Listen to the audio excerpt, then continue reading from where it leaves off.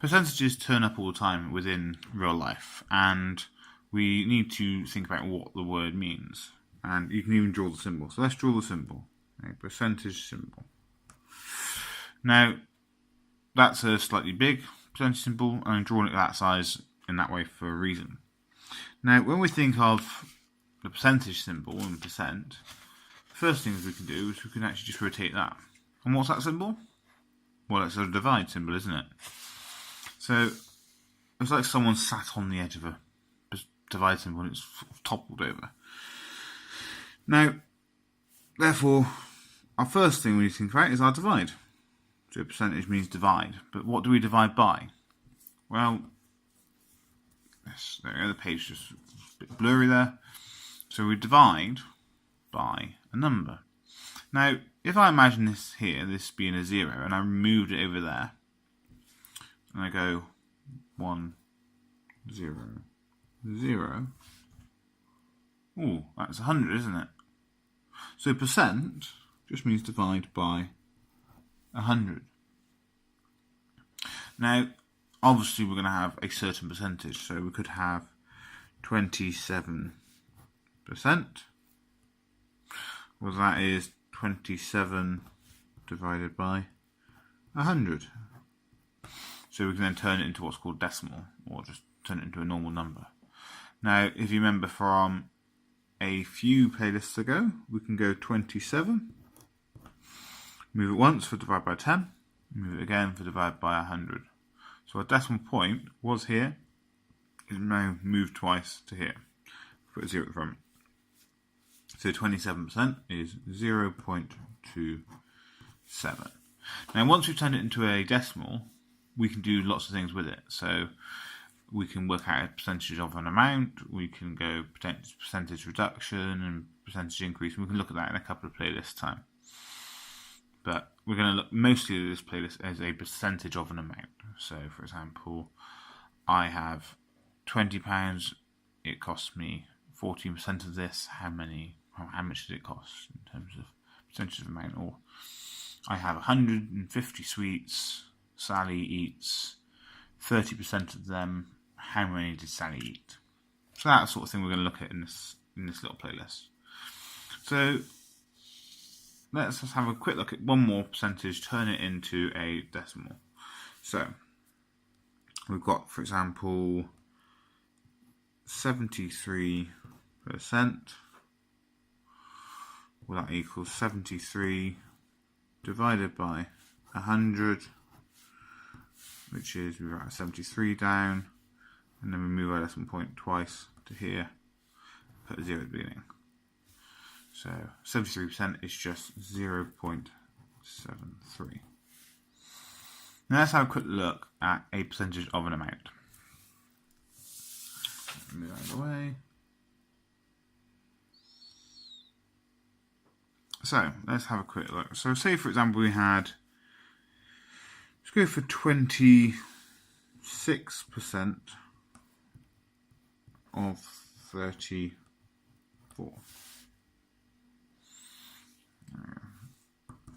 Well, our first step always, with any percentages, is turn our percentage into a decimal.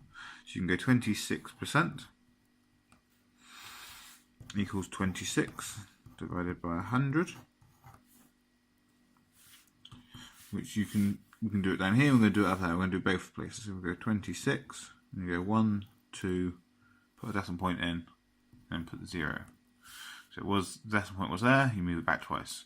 Now you could have actually just done it here, and most of the time I would normally just go 26, you write down your number, decimal point currently at the end, then you just go 1, 2, puts it in, and then, although it's a little bit messier in some ways you could view it, it squishes it in into a smaller length, and you just move it twice always.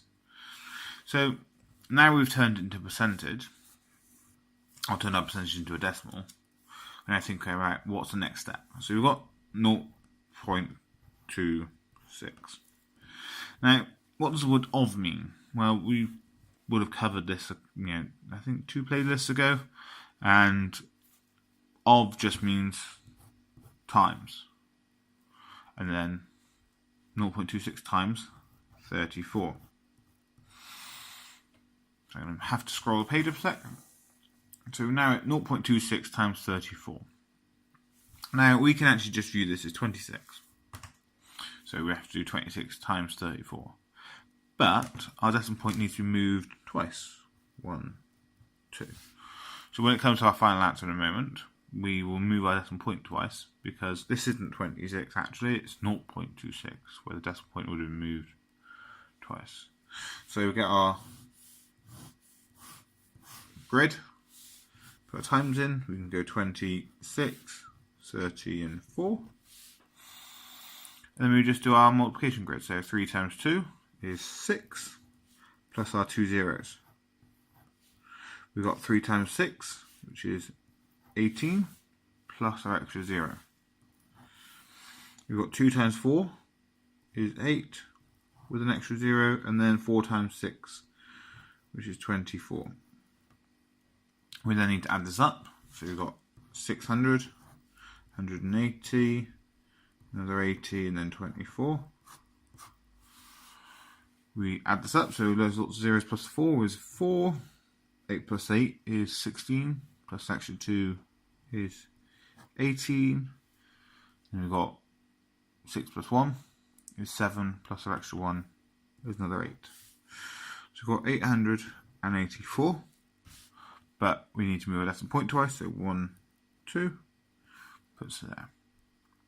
So we have 26% of 34, which is 8.84. Let me zoom out a second, you'll see it all in one good go. There you go, I've just zoomed out, and we look at this, move the page a little bit, there we go. We've got 26% of 34, we turn our percentage into a decimal. That's always our first step. So I did it 2 places there. Normally I would just write it in one line. There's no point doing it there and there. Then once we've turned it into a decimal, we need to times that by 34, because the word of just means times, and then 34. We then, if I cover that over, we imagine it's 26, but our decimal point's been moved twice. We multiply it, and then our final answer, we move our decimal point twice. So 26% of 34 is just 8.84. Yeah, let's have a quick look at that. So let's have a quick look at another example. So I'll just zoom back in, and say for example we have, let's go for 5.9% of 37. Yeah. Let's refocus the camera there a sec. There we go. Camera sometimes struggles a little bit. There we go. So our first step, as always, we need to turn our percentage into a decimal. And we go 5.9% just equals 5.9 divided by 100. So we can write our 5.9 down.